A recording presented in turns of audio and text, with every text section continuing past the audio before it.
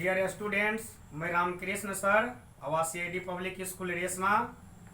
आज हम लोग 10th क्लास के फिजिक्स का फर्स्ट चैप्टर पढ़ेंगे, प्रकाश का परावर्तन। प्रकाश के परावर्तन का सेकेंड क्लास आज हम लोग करेंगे। पिछले क्लास में जैसे बता दिए थे प्रकाश का परावर्तन क्या है, और आज हम लोग प्रकाश के परावर्तन से संबंधित जो पद है उसको विस्तार से पढ़ेंगे। प्रकाश के परावर्तन में हम लोग पढ़े थे आपतित किरण, परावर्तित किरण, आपतन कोण, परावर्तन कोण, आपतन बिंदु, अभिलंब, परावर्तक सतह। आज इसी पर हम लोग विस्तार से चर्चा करेंगे। अब देखिए, प्रकाश के परावर्तन पिछले रोज हम लोग पढ़े थे। प्रकाश के परावर्तन में एक समतल दर्पण हम लोग ले लेते हैं जिसका नाम MM दे देते हैं, और इसका एक सतह पेंट कर देते हैं, और दूसरा सतह जो है यह चमकीला सतह है। इस सतह पर एक आपतित किरण AO, आपतित किरण AO आ रही है, और जैसे ही दर्पण के परावर्तक सतह पर पड़ती है तो इसका परावर्तन हो जाता है, और इस परावर्तित जो किरण दर्पण के परावर्तक सतह से वापस लौट जाता है, इसे हम लोग परावर्तित किरण कहते हैं। ये हो गया आपतित किरण, ये हो गया परावर्तित किरण। आपतित किरण का अर्थ जो दर्पण के परावर्तक सतह पर पड़ रही है किरण, और परावर्तित किरण जो दर्पण के परावर्तक सतह से टकराकर वापस लौट गई है। आपतित किरण और परावर्तित किरण के बीच हम लोग एक सीधी रेखा खींचते हैं जिसे अभिलंब कहते हैं। अब आपतित किरण और अभिलंब ये दोनों के बीच जो कोण बन रहा है इसे हम लोग आपतन कोण कहते हैं, जिसे संकेत में I से सूचित करते हैं। अब अगला हो गया परावर्तित किरण और अभिलंब। परावर्तित किरण और अभिलंब के बीच जो कोण का निर्माण होता है उसे हम लोग परावर्तन कोण कहते हैं। इसे R से दिखाते हैं। आपतन कोण और परावर्तन कोण दोनों हमेशा बराबर होते हैं। यदि आपतन कोण का मान 30 डिग्री का होगा तो परावर्तन कोण भी 30 डिग्री होगा। यदि आपतन कोण 45 डिग्री का होगा तो परावर्तन कोण भी 45 डिग्री का होगा। आपतन कोण और परावर्तन कोण की माप जो करेंगे हम लोग, तो ये आपतित किरण और अभिलंब के बीच के कोण को मापेंगे, यहां से नहीं मापेंगे दर्पण की सतह से। अब देखिए, ये सतह जो है दर्पण का, जिस पर आपतित किरण और परावर्तित किरण को दिखाए हैं, इस सतह को हम लोग परावर्तक सतह कहते हैं, क्योंकि इस सतह पर परावर्तन की क्रिया होती है।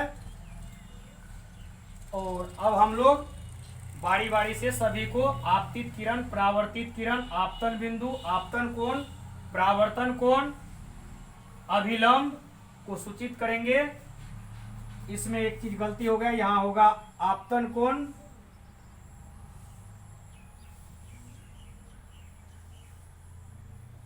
और यहां होगा परावर्तन कोण।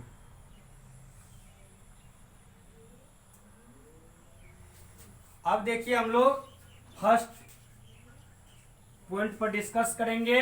पहला है आपतित किरण, इंग्लिश इंसिडेंट रे।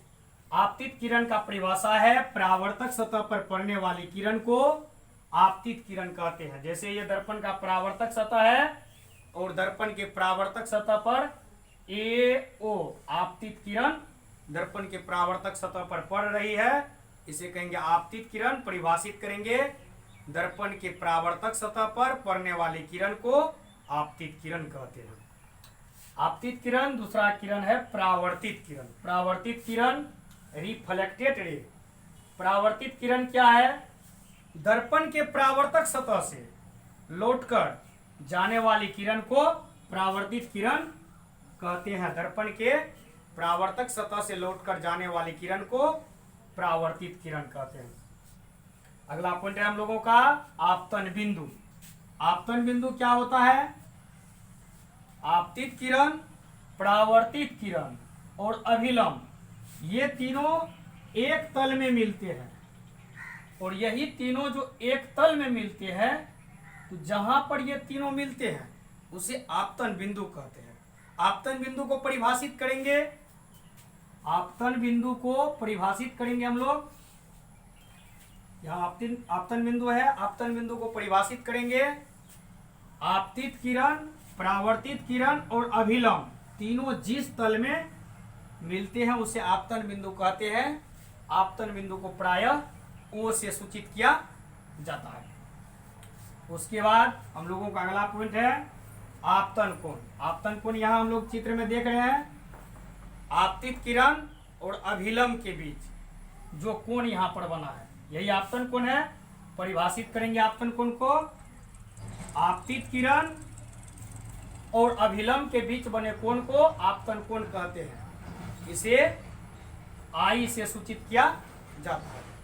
अगला है हम लोगों का परावर्तन कोण। जो परावर्तित किरण और अभिलंब के बीच बना हुआ कोण है ये आर, ये हो गया परावर्तन कोण।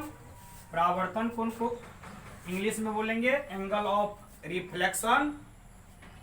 और परावर्तन कोण को परिभाषित करेंगे। परावर्तित किरण और अभिलंब के बीच बने कोण को परावर्तन कोण कहते हैं। परावर्तन कोण को आर से सूचित किया जाता है। अगला हम लोगों का अभिलंब। अभिलंब क्या है? यहाँ पर हम लोग आपतन बिंदु पर एक रेखा खींचे हैं जो 90 डिग्री के एंगल पर है। तो अभिलंब क्या है? वैसी सीधी रेखा जो आपतन बिंदु पर लंबवत होती है। वैसी सीधी रेखा जो आपतन बिंदु पर लंबवत होती है, आपतन बिंदु पर 90 डिग्री पर होती है, उसे अभिलंब कहते हैं। अभिलंब को लंब भी कहते हैं। इसे प्रायः एम से सूचित किया जाता है। उसके बाद अगला टॉपिक हम लोग पढ़ेंगे परावर्तक सतह। परावर्तक सतह क्या होता है?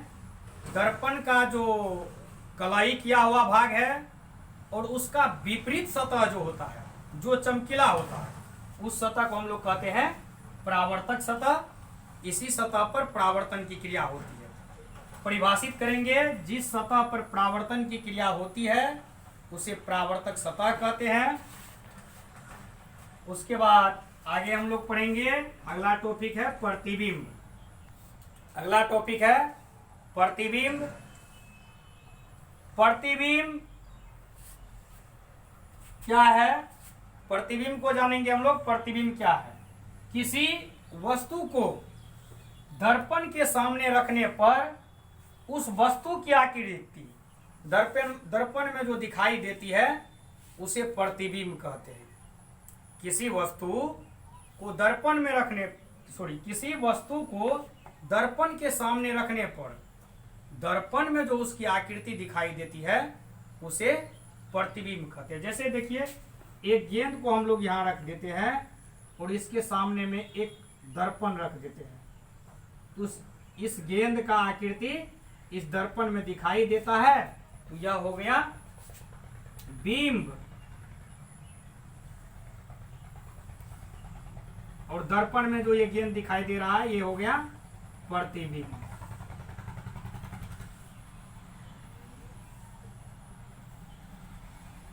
प्रतिबिंब क्या है? किसी वस्तु को दर्पण के सामने रखने पर उस वस्तु की आकृति दर्पण में जो दिखाई देती है उसे प्रतिबिंब कहते हैं। जैसे हम लोग एक गेंद लिए हैं जो वस्तु के रूप में, वस्तु को बिंब भी कहते हैं, और इसके सामने हम लोग एक दर्पण रखे हैं और देखते हैं कि इस गेंद का आकृति दर्पण में दिखाई दे रही है।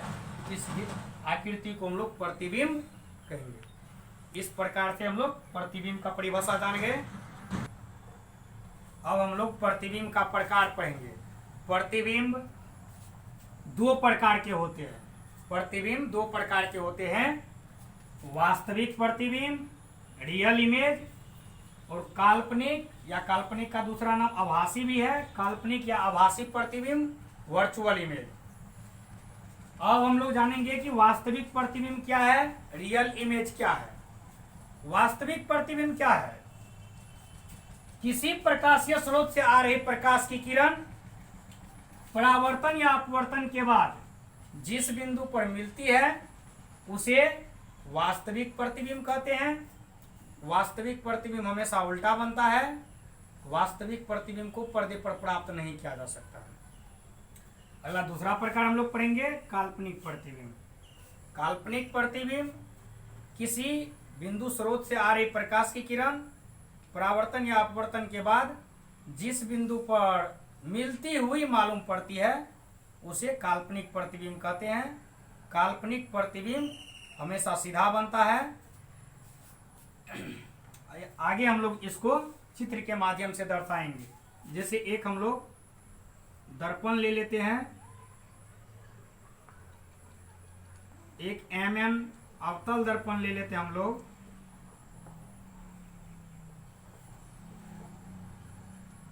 इसका प्रधान अक्ष खींच देते हैं XY और इस प्रधान अक्ष पर यहां हो गया वक्रता केंद्र C, ये हो गया फोकस F। इस प्रधान अक्ष पर अनंत और वक्रता केंद्र के बीच AB वस्तु रख देते हैं और इस वस्तु पर से एक आपतित किरण हम लोग गुजारते हैं जो दर्पण के परावर्तक सतह पर पड़ने के बाद परावर्तित होकर वापस लौट जाता है और इस वस्तु से वक्रता केंद्र से होकर एक आपतित किरण और दर्पण पर गुजारते हैं। तो देखते हैं कि इस AB वस्तु का प्रतिबिंब A', B' दर्पण के वक्रता केंद्र और फोकस के बीच बनता है, जो कि वास्तविक प्रतिबिंब है। काल्पनिक प्रतिबिंब के लिए भी एक दर्पण हम लोग ले लेते हैं,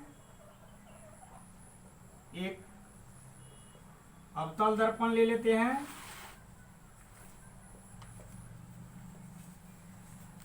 इस दर्पण का प्रधान अक्ष XY को दर्शा देते हैं। उसके बाद यहाँ वक्रता केंद्र C दे देते हैं, फोकस F हो गया, ध्रुव P हो गया, इसमें भी ध्रुव P हो गया। यहाँ पर ध्रुव और फोकस के बीच एक AB वस्तु रखते हैं और इस वस्तु से होकर एक आपतित किरण हम लोग गुजारते हैं ऐसे, और एक आपतित किरण और गुजारते हैं यहाँ से।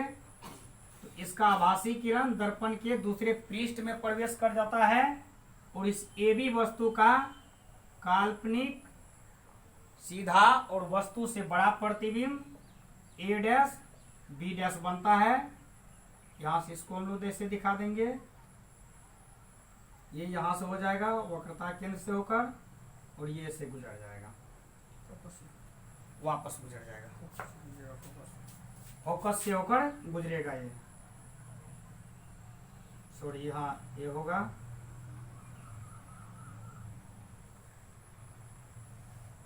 फोकस हो गया ये। आप इस प्रकार से चित्र के माध्यम से वास्तविक प्रतिबिंब और काल्पनिक प्रतिबिंब को दिखाएंगे।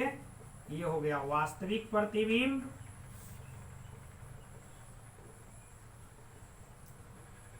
और ये हो गया काल्पनिक प्रतिबिंब।